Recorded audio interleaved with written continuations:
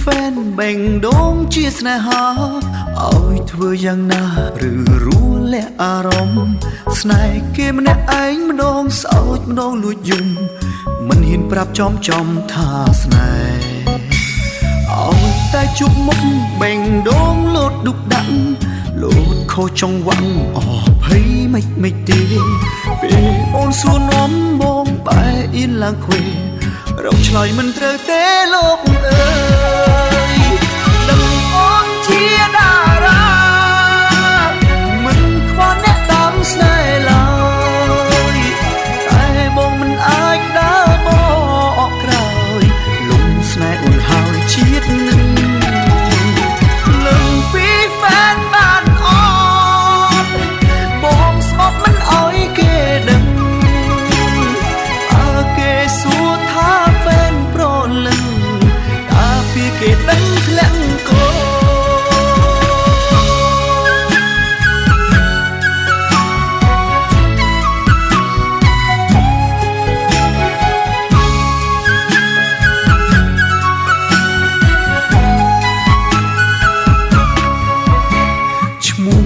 ជាแฟนแบ่งดวงជាស្នេហា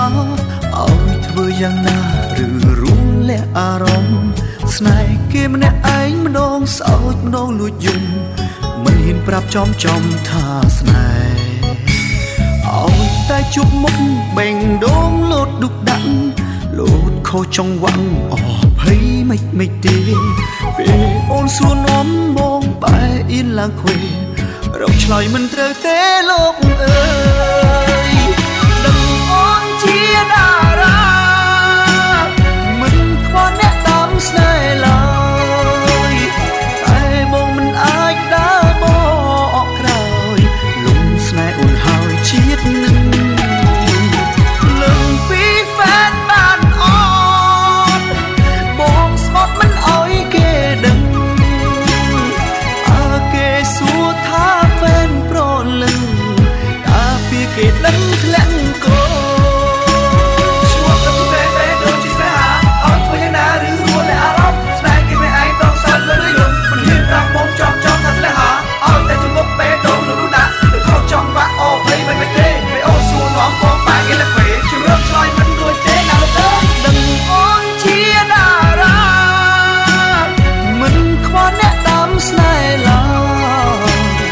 តែបងមិនអាចដើរបកក្រោយលំស្នេហ៍អូនហើយជាតិនឹងលើពីហ្វេនបានអត់បងស្មត់មិនអោយគេដឹងអើគេសួរថាហ្វេនប្រលឹងកាពីគេដឹងធ្លាក់កោ